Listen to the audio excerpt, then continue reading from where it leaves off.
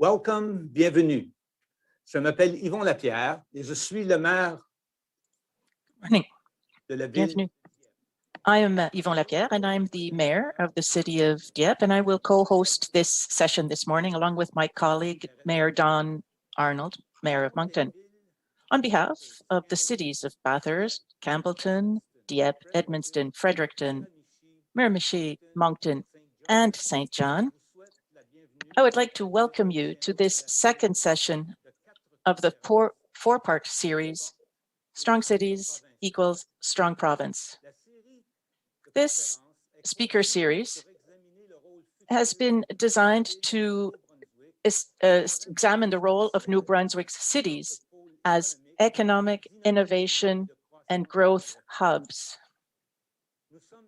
We are very pleased with the high level of interest in this lecture series. Almost 300 people attended the first session last week, with representatives from all three levels of government, the private sector, and community leaders from across New Brunswick and beyond.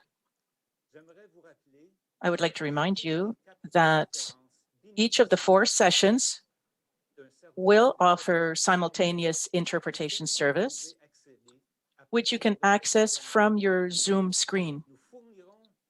We will be providing content in both official languages throughout the speaker series. The Strong Cities Equals Strong Province speaker series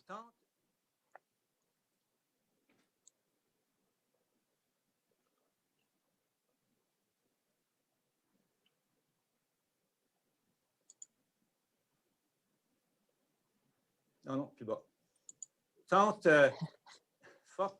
de répondre à l'importante. The speaker series attempts to answer the important question of how New Brunswick's 8 cities can contribute to a viable and sustainable future for our province at a time when we are facing a challenging pandemic recovery process amplified by these legacy economic, social, and demographic challenges. Today, we are going to focus on the theme of sustainable growth and regional cooperation. Through regional cooperation, I'm very proud of the results we have here in the Southeast, and I'm very interested in hearing the thoughts of our distinguished panelists. With that in mind, I'm now pleased to introduce the first of our 4 speakers this morning, Dr. Denis Prudhomme. He is President and Vice Chancellor of the Université de Moncton since July 1st, 2020. Mr. Prudhomme, Dr. Prudhomme, is a professor, a researcher, and administrator. He has over 30 years of experience in the university environment at Université Laval and the Université of Ottawa, while continuing to practice sports medicine on a part-time basis. He holds a doctorate in medicine, a certificate in family medicine, and a master's degree in physical activity sciences. At the university level, Dr. Prudhomme is primarily a professor and a researcher at the School of Human Kinetics.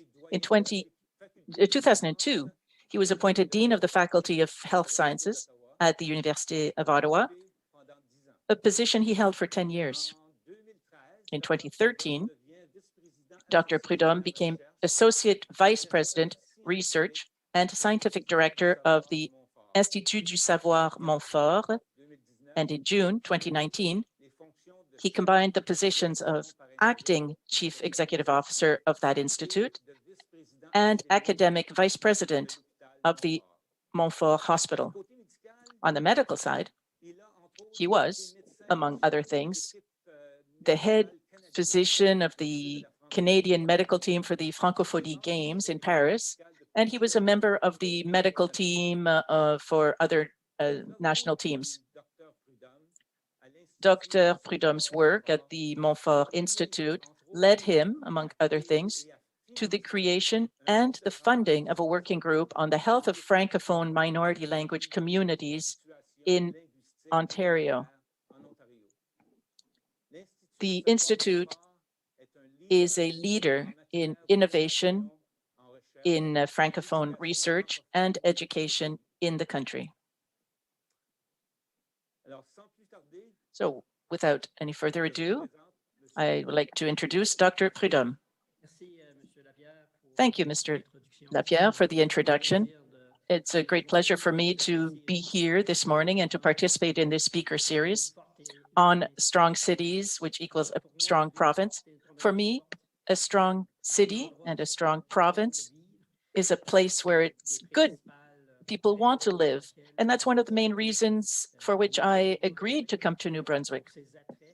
Because of this attractiveness of the lifestyle and the charm of its citizens. For me, of course, a strong city. And in order to allow a certain level of wellness for the population needs a strong economy, a diversified one, and an economy that offers job prospects. In order to obtain that, you have to have private sector industries that generate and offer quality jobs, along with the participation of public employers, of course. But in order to attract that kind of business here, it takes funding, an advantageous tax regime, and support systems, but it also takes a good health system, a good education system, as well as sports infrastructure and cultural activities that are attractive and diversified. But it takes qualified labor as well, technically speaking and professionally. So, of course, it's important to maintain strong colleges and universities in New Brunswick that contribute greatly to the vitality of these communities. We play a role in the training of professionals and a major role in research and development as well. Furthermore, our members, our academic members, help students and the staff and the faculty often participate in the community. The Université of Moncton is a major economic driver in New Brunswick. According to 2015, we generate $1.6 billion annually, and almost 2,700 jobs are created throughout the province on its 3 campuses in Shippagan, in Edmundston, and in Moncton. These jobs are either at the university directly or in the research sector, as well as within the community. 87% of the graduates of Université of Moncton work in New Brunswick, and 75% of them return to their own regions. So we have several thousand graduates every year that work in health fields, administration, management, and education. We also train engineers, in mechanical engineers, in digital, in computer engineers, engineers in AI. And these graduates find high quality jobs with salaries that can be $150,000 a year. And the University of Moncton plays a major role, as Mayor Lapierre said, plays an important role in diversifying the demographic situation. But in spite of all of our efforts over the next few years, I'm not convinced that we are going to completely be able to provide all of the professionals that will be necessary to meet all of the needs here. And so we need a lot of immigration, and especially Francophone immigration. The University of Moncton plays a major role in that. Almost 22% of our clients are international students. And every year, between 50 and 70% of them remain in New Brunswick in order to stay and work and raise their families. but 95 of these students end up in the Moncton area quite often. We would like them to go elsewhere. We would like them to go to the other regions of New Brunswick. As an example, more and more international students study at our Edmundston and Shippagan campuses. As a matter of fact, we lose a lot of these international students. We receive about 4,000 applications from international students every year, but we only have about 2,500 places. But only 200 of them actually register with the university.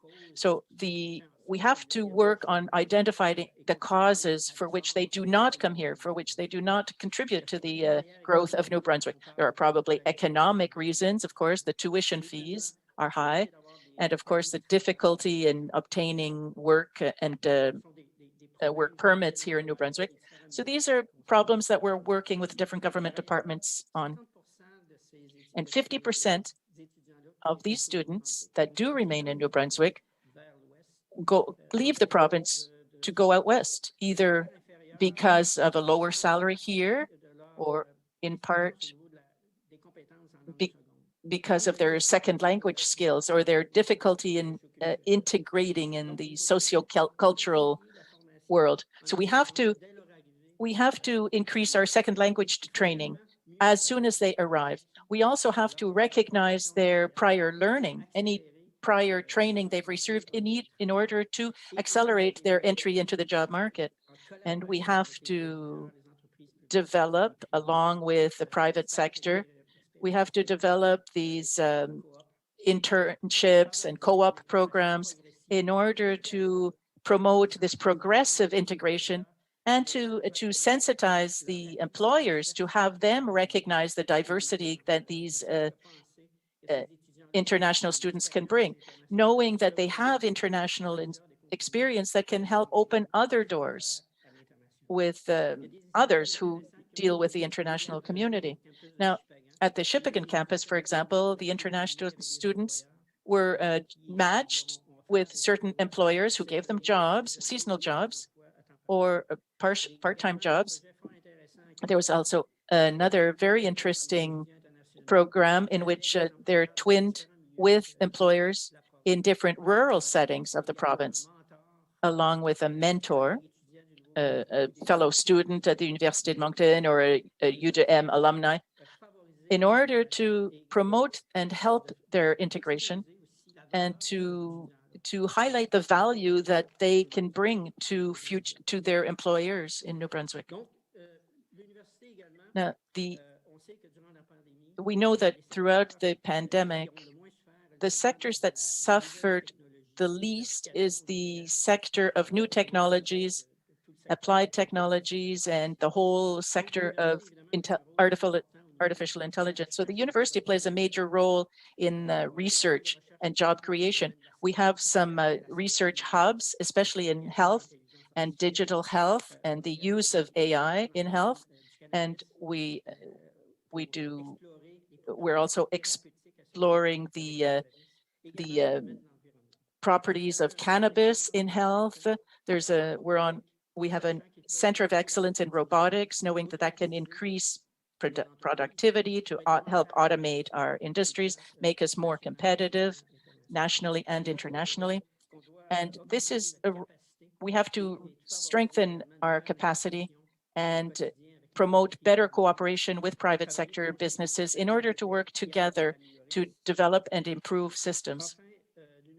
And lastly, with the help of the different government levels, the university has set up 2 sessions, the Precision Medicine Institute and the Faubourg du Mascaret, which is a long-term care facility and one of the first Francophone long-term care facilities here in New Brunswick that serves not only patients per se, but it has a laboratory which helps train our students and nursing students and improves and does research in order to improve the quality of life and to develop digital tools to follow these students and, of course, improve the healthcare services they are offered.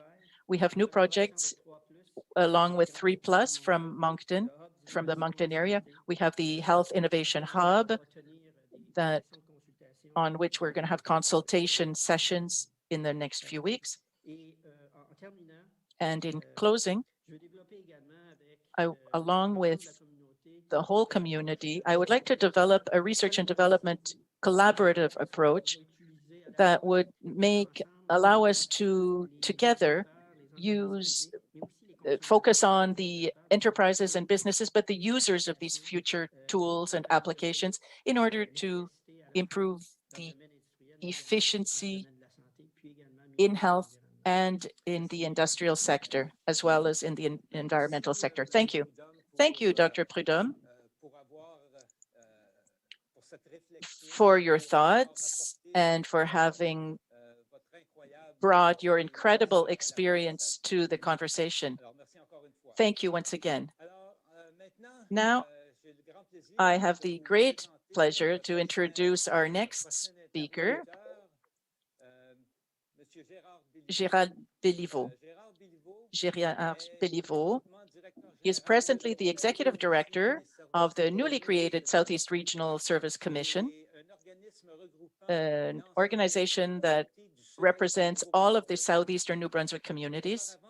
Previously, he was Chief Administrative Officer of the Memram-Cook Institute and Director of the Center of Excellence for Local Governance.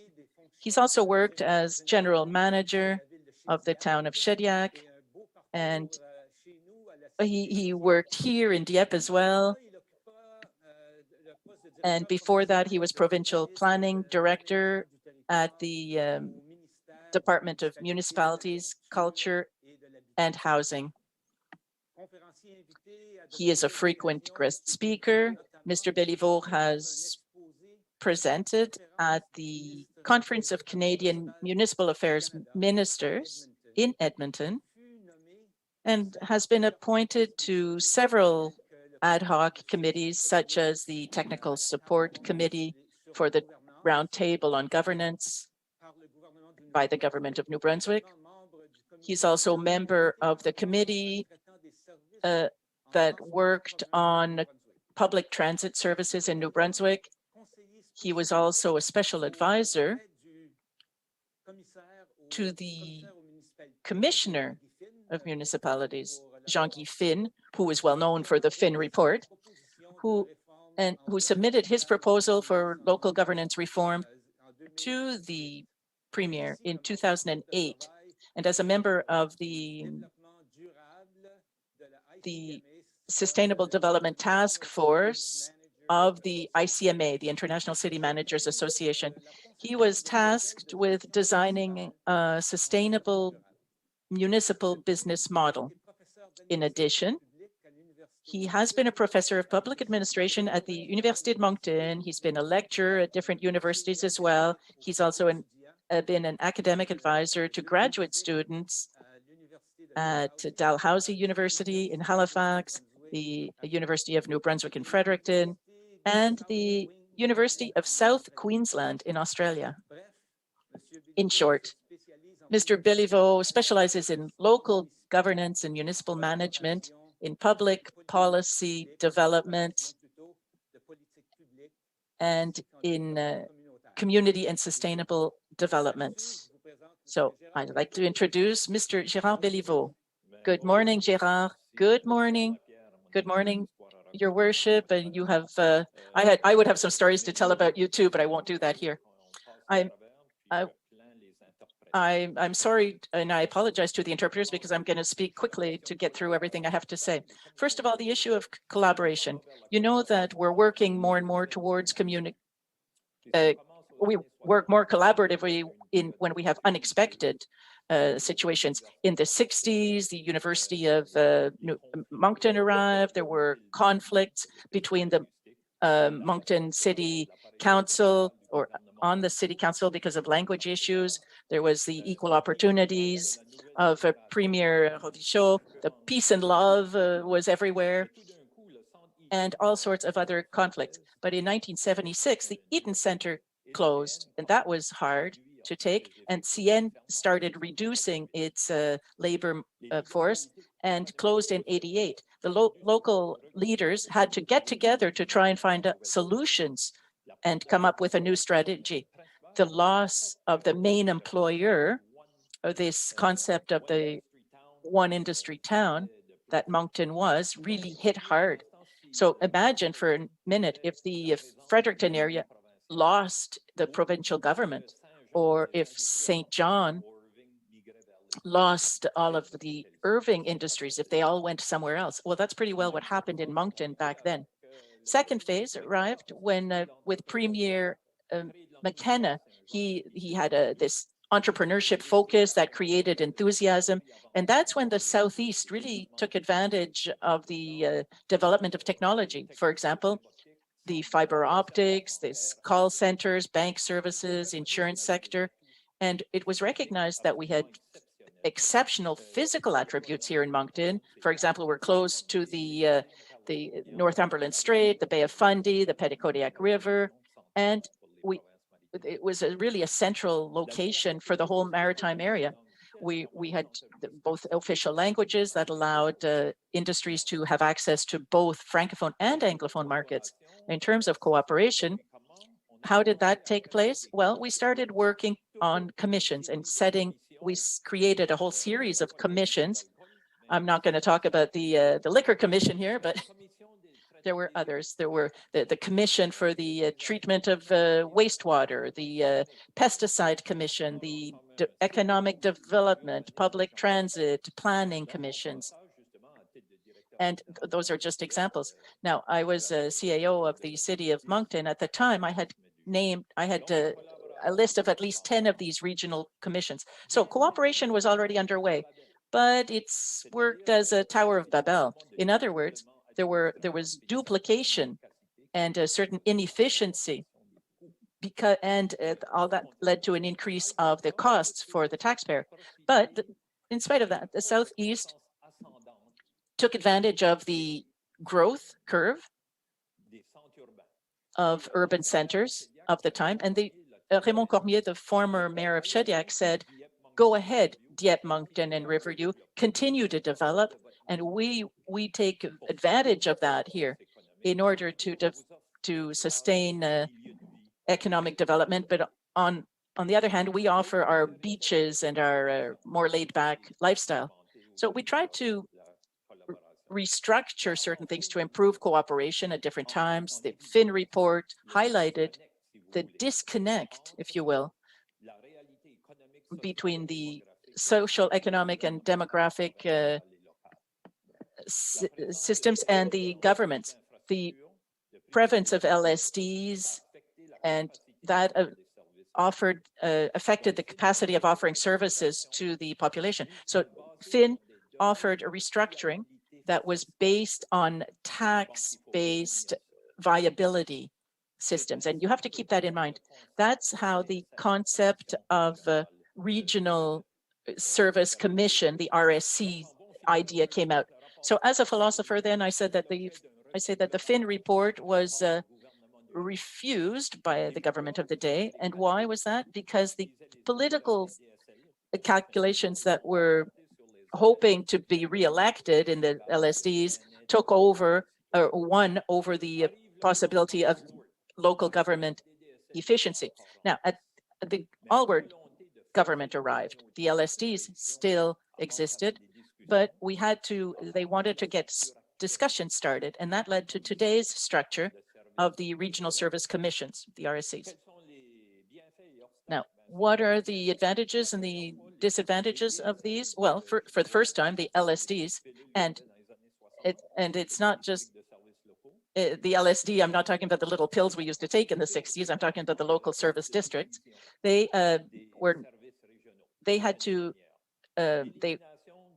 were no longer a part of the or they were participatory in the RSCs. It allowed to centralize certain support services as well, and to share the expenses. Well, the expenses and revenues were examined much more closely than they had been in the past. The presence of elected officials on the board of directors as opposed to appointed officials led to a very much higher accountability. There was a critical mass that had to hire the necessary staff that had the required competencies, and certain RSCs showed the ability to reach consensus. And for example, when the city of Moncton was following its process towards the development of the Avenir Center, there were some obstacles in terms of funding, and the 15 mayors and the 4 representatives of the LSDs adopted a resolution signed, and each of them signed the letter that was sent to the premier saying that the Avenir Center was an economic and social development project that should be priority in the Southeast. So the premier received a letter from people who represented almost 200,000 residents. The obstacles in terms of the eligibility of representatives on LSDs are still there. The refuse to start a restructuring process for municipalities by the Alward government led to boards of directors with a large number of members. Some of them had up to 25 members, these boards. So the presence of the Minister of Municipal Affairs as mayor of the LSDs was a conflict of interest. So we didn't know if he was representing the citizens of the LSDs or if he was a minister of the Crown responsible for the well-being of all citizens. So you can't wear 2 hats. That leads to conflict that are impossible to reconcile. There were no members here for no funding models either for regional economic development model, and there was a 2 or 3 speed budget because the region cannot offer mandated services. Now here at our Southeast Regional Service Commission, I'm going to go very quickly over what we offer. I talked about the Avenir Center and the consensus we reached. We hired a consultant together along with 5 other regions in New Brunswick to study the wastewater situation. He had a PhD in engineering, and we're working on that. We have a tourism project underway. We have a recreation and sports project for the region that will analyze if we have too much, if we offer too much, or are there shortcomings. A Southeast Health, trail network with the research and development of technology, where these would be applied to the whole region, as well as the development of ecological projects. We have a national project in Riverside, Albert, and we're showing now that the protection of an ecological region can save $3 or $4 million for the municipality of 300,000 inhabitants. We're developing a system for the management of infrastructure, the platform development, a green plan. Last year, 40% of the value of all of the building permits in New Brunswick were in the Southeast area that only has 27% of the population. There, we offer a solid waste management system that affects 40,000. One person out of 3 are served by the waste recycling area. Twice in the last 4 years, we've changed and improved our solid waste system. We were able to do that without increasing the costs. The production of electricity, we take our landfill gases and we use that. We create electricity and sell it to Energy New Brunswick for about $1 million worth. We recycle about 40% of all the recyclables in New Brunswick, and we're in negotiations currently with companies to try and recycle more plastics. We're developing simulators for the with AI. We currently have a project underway that will model the impact of COVID on different communities and the economic recovery. We have an eco-mobile system that moves around. We offer emergency services to the municipalities, as in Fort Elgin, that had a problem with their drinking water. Our engineers and other people went there for 2 months. We created and built towers. Brunswick nous a demandé d'effectuer une analyse de la gestion des systèmes d'eau potable. We created and analyzed our wastewater system. We were asked to develop the provincial policy for solid waste. And I'm going to stop here, but we have our transportation system, our transit system. So here are just some of the events and activities, just some examples of things we've done in the last 3 or 4 years that we could not have without the kind of structure that we have. Dr. Prudhomme, je suis un ancien de l'Université d'Ottawa, bac maîtrise et doc scolarité. Bienvenue en Acadie. Et je pense qu'avec ça, je vous ai entretenu assez pour vous. I think that I've talked enough now, so I will end there. Thank you. Thank you, Gérard. Thank you for your great leadership. I think you are very responsible for the collaboration that we see in our region. So thank you for that. Thank you. It is now my great pleasure to introduce Miriam Mekni. She's the Executive Director of the Multicultural Association of Greater Moncton Area, known as MAGMA. She is also the chair of the Greater Moncton Local Immigration Partnership, I don't know what you guys call it. We just call it the LIP, the GM LIP, and a member of the New Brunswick Women's Council. She's originally from Tunisia, and Miriam has degrees in applied mathematics from the University of Science and in British literature from Université des Lettres in Tunisia. She's fluent in English, French, and Arabic, and has held many key roles with high-profile organizations.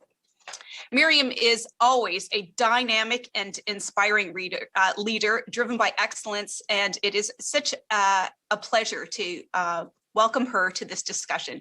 Miriam, the floor is yours. Thank you very much for your introduction. I'm very, very glad to be here. I appreciate the opportunity. I've been here 8 years now since we moved to Canada. We came with my family, my husband and my son. We now have a second child, and I've been at MAGMA now on my 4th year. So, and I'm here in that capacity. As many of you know, probably MAGMA is a settlement agency. We serve immigrants in the Greater Moncton region. So that's our geographic zone. Lately, we have been able to say that we serve all immigrant status. So we used to be able to serve only a certain status. Now we can help all newcomers in the region, mainly thanks to the City of Moncton for the recent funding approval. MAGMA serves the newcomers in all aspects of their settlement needs after they arrive to Canada. They face many challenges in their first few months. And so these challenges could include access to employment, to affordable housing, issues related to cultural differences, and naturally this includes linguistic differences. And so I'm really interested and invested in today's topic, the notion of increasing linguistic and cultural diversity to drive the population and economic growth. But what does that mean, really, when we try to think of that? What do we understand from that notion? When you go on Wikipedia, for example, to look up New Brunswick, really the second sentence that's on Wikipedia describing our province is that it's officially a bilingual province, meaning we can use French and English at an equal level. That's kind of one of the things that we can claim fame with.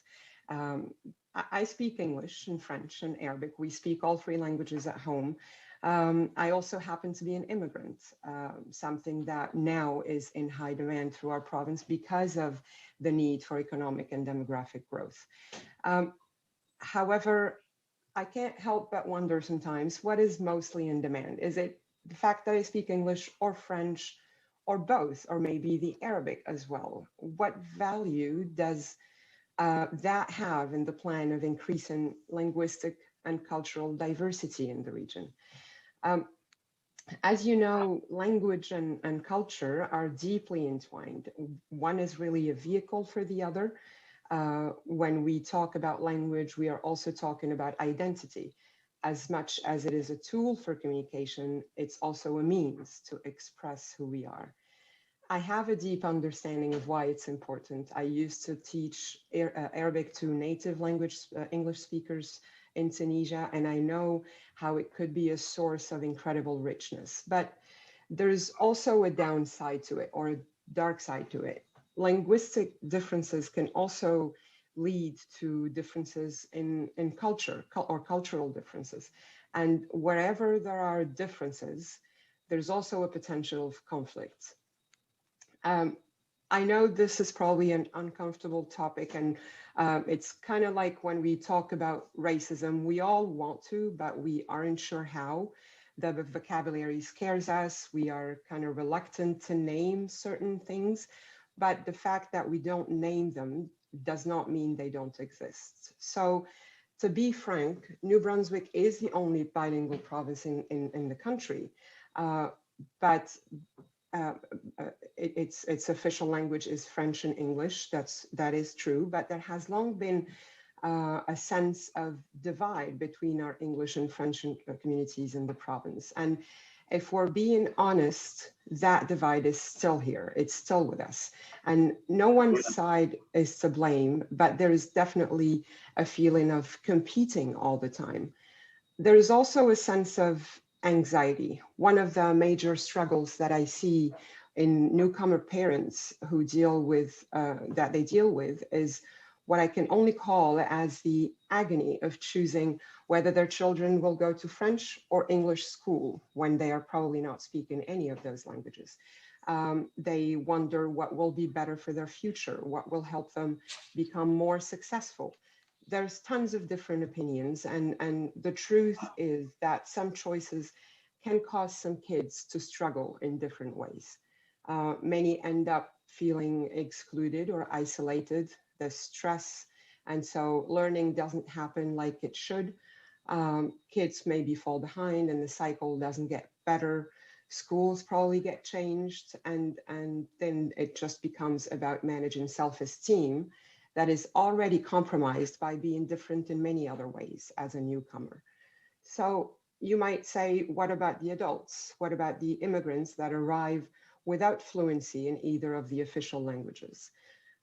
Yeah, language classes are available. We offer them at Magma, and students come eager to learn. They desperately want to master that tool that will allow them to better participate in the Canadian life. But learning another language is very hard. It might be one of the hardest things a person can do. Many become fluent, but it's never fast enough or native enough. So people struggle with pronunciation, maybe grammar. They can't quite grasp it. So when we hear them speak, yeah, we like them. We appreciate the effort. Sorry, we may think it's kind of charming, but we can't quite get past the fact that they seem a little, maybe not quite good enough to compete with someone else who otherwise is equally qualified for a job, or maybe not quite fluent enough for a landlord to trust that they will be a model tenant. So regardless though, we want to bring newcomers to our region because we all know that they are the drivers of cultural diversity and economic and demographic growth. So I wonder sometimes, what is the ultimate outlet for all this linguistic and cultural diversity that we want to leverage? Do we mean keeping it maybe confined to jobs that we don't want to do? Or if, for example, there's still a divide amongst the English and French communities, how can we be reasonably expecting immigrants to close or even cross that divide? How do we, better than just get along, how do we grow together, collaborate to reach that growth and not at the expense of one another? So what's the actual model for that or the way forward? I'm hoping that in the end of our session today, we have a clear vision of how we can achieve a diversity in terms of language and cultural as well.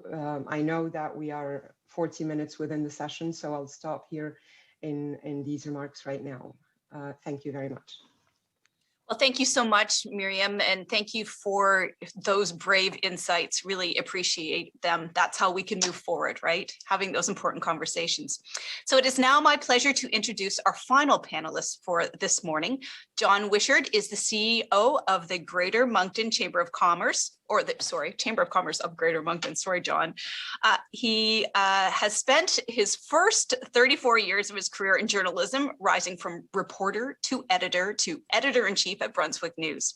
He left journalism to join the Chamber in 2016, serving first as Director of Communications and Policy, and he was appointed a CEO in 2018. He serves on several regional committees and boards, and in his spare time, he enjoys sports, politics, sometimes the same thing, and genealogy, and I have to say, he spends a lot of time on Zoom. John, the floor is yours. I certainly do, Dawn. Thank you very much. I think this is the third of four meetings today. Merci à l'Association des cités de Nouveau-Brunswick pour l'invitation à participer au webinaire d'aujourd'hui. Thank you to this association for the invitation to participate in this webinar today. With the economists set a great foundation for today's discussion and the topics to be covered in our last two webinars. And I really appreciate the discussion that's preceded me, including Miriam. That was a very, I agree, a very thoughtful and honest chat you just gave us. So the Chamber of Commerce for Greater Moncton, we have about 800 business members in Moncton, Dieppe, Riverview, and now we also represent Sackville. So I guess you can say we're living the regional experience these days. And I like to view our role in the economic development ecosystem a bit like Switzerland is to Europe. We don't take sides. We try to be a broker of development and a community promoter for the entire region. And so I think that maybe positions us well to speak on how we can drive sustainable economic growth through regional cooperation. So as Dawn said, the first 30 plus years of my career, I was a journalist, and I watched the development of Greater Moncton kind of from the outside, covering the community. And the last 5 years have given me more of an inside look through the chamber. And what I've seen in these last 5 years is an evolution of regional cooperation that has moved well past the old days of municipal boundaries, sometimes local jealousies, and sometimes parochial interests. Sure, Dieppe and Moncton both vie for industrial park tenants. And from time to time, there might be some good-natured rivalry between Yvon and Dawn about building permits or population growth. They're both shaking their heads, okay. But it's almost as if our region has reached some kind of new understanding that it is in everybody's best interest if we work together against the rest of the world, rather than focusing inward on dividing a smaller pie. And here are a few examples that build on what Gerald mentioned and the work of the Regional Service Commission in the last 5 years that speak to regional cooperation. The entire Southeast region is now well into developing and planning a new destination marketing organization that will use the funds raised through the local hotel levy to power regional tourism marketing and event attraction. And that includes the entire Southeast. Miriam has spoken about the LIP, and I think it's a great and early example of regional cooperation.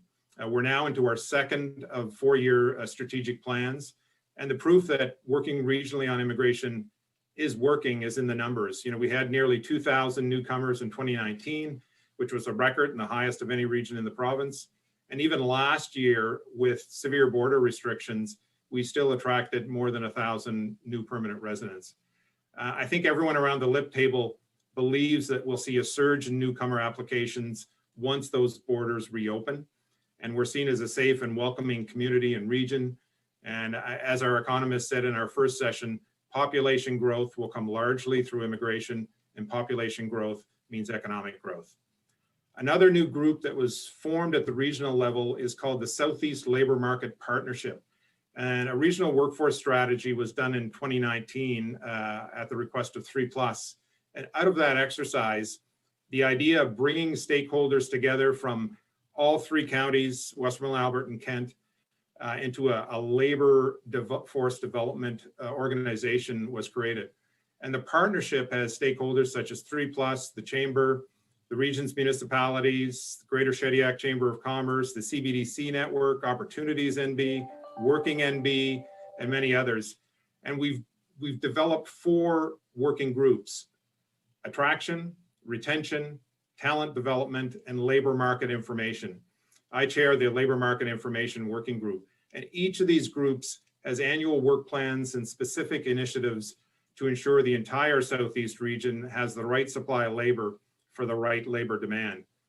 The last example of regional cooperation that benefits our economic growth is something called the Southeast Economic Recovery Task Force. Now, this came together last April, a few weeks after our world shut down due to COVID. And it contains many of the same stakeholders as the Labor Market Partnership, along with the United Way and downtown Moncton Centreville and the town of Sackville. And we meet every 2 weeks. We've developed both a strategy and an action plan to help the entire business community of the entire Southeast deal with the pandemic, to get access to the help they need to survive and to plan a recovery.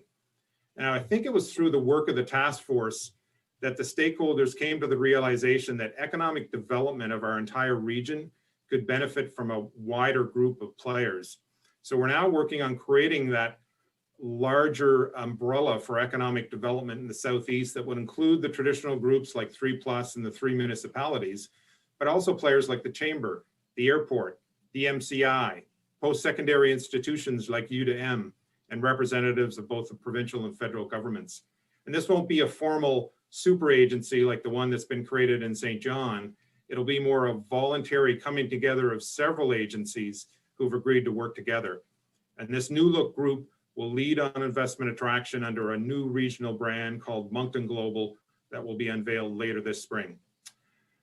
So over the last 5 years, we've formalized our efforts to increase immigration, to develop and market our tourism assets, to develop our workforce, and now to coordinate our economic development efforts, all on a regional level, all without redrawing a single municipal boundary and nary a mention of the dreaded A word.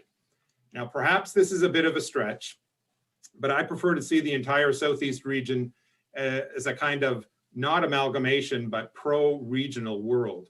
If we think back to Don Mills' urban hub circles, I think all the players in these regional bodies will confirm their communities benefit individually and we benefit collectively through this cluster of emerging examples of regional cooperation.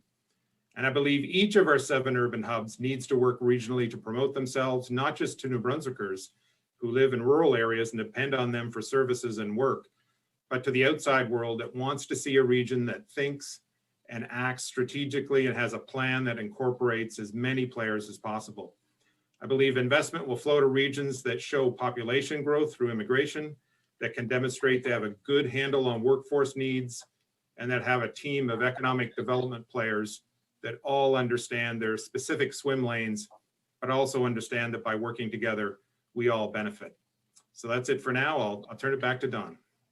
Thank you, John. That was excellent. I'm all for growing the pie. That's the way we need to be thinking about things rather than arguing over the crumbs. So that was an excellent recap. So thank you to all of our panelists for their perspectives on regional cooperation, immigration, and how together we can drive sustainable growth outcomes. We're going to now move to some questions. Should anyone in the audience have a question for our panelists, we would ask that you use the chat function to put them forward. We will do our best to ask to get to all the questions, but I highly doubt that we will while respecting time today. Should we not get to your question, though, we will make every attempt to get the answers to you from our panel members. We do have some questions to start things off, though, and I'm going to ask Yvonne to get things going. Over to you, Monsieur le Maire. Merci, Madame la Mairesse. Thank you, Madam Mayor. Equal opportunity. New Brunswick is rooted in the principle of equal opportunity. How can we ensure that the principle of equal opportunity contributes to strong cities and a strong province,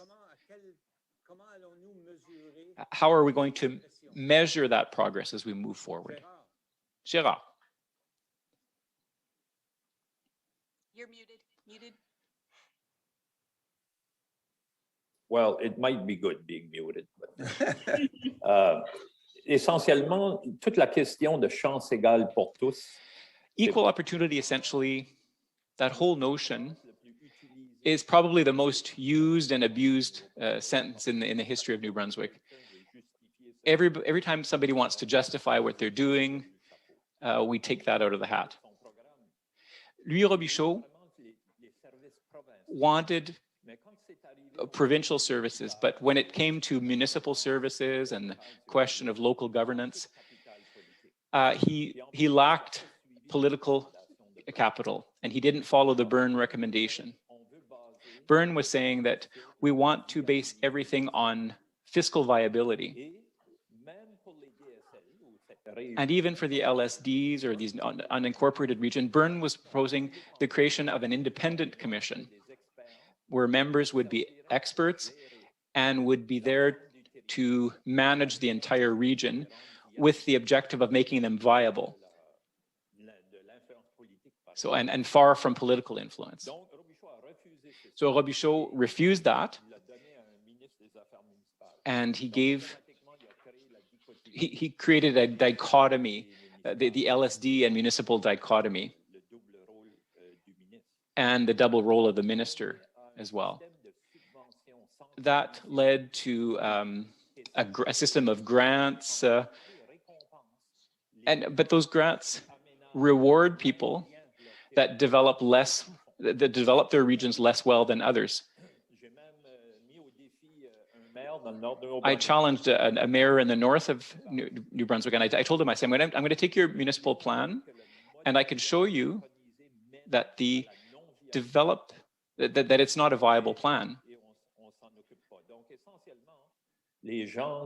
So essentially, people who are less organized and less well at development, they're subsidized by people who are more organized than they are. So what do we have today? We're essentially, the municipals have a certain framework or a model that they follow, and then the rest don't have anything. There are 22 studies have been carried out that have been looked at this question and haven't led anywhere. So it's a systemic problem. Is there an answer? Well, there are three things that I looked at. The first is we have to model the type of, we have to model the things and try them. And restructuring, we have to restructure. When we say that we want to have people work together, LSDs with municipalities, we're looking at the viability of services is really what we're looking for. We also have to identify services that should be regionalized. We were able to show that by regionalizing certain services, the per unit cost decreased and the quality increased. Lastly, we could transfer fiscal space that municipalities are asking for, but only following the restructuring and the modeling that we've tried, because then we'll have something solid to build on. And then we could talk about equal opportunity at the municipal level, because the fiscal autonomy of communities would be targeted. So we have to let go of the past. So like employment insurance, some communities always need a temporary form of assistance. And I'll end by saying that we can't have this. We can't stay with the status quo. Okay, interesting. Well, that's great. I'd like to dig in a little bit more on the practicalities around that. And I see there's a question in the chat that's around that too. So last week we heard that New Brunswick has 104 governments, 236 local service districts, 12 regional service commissions, for a total of 352 administrative units providing local services to a population of just over 780,000 people. By comparison, and this is just Nova Scotia, all the city council in Toronto, only has 25 representatives. By comparison, Nova Scotia has only 50 municipalities providing local services to an estimated population of 980,000.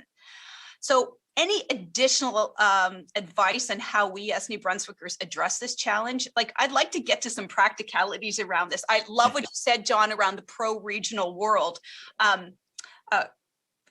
That's excellent, but there's some practicalities that do have to be addressed here without saying the A word. I know that I get in trouble if I dare.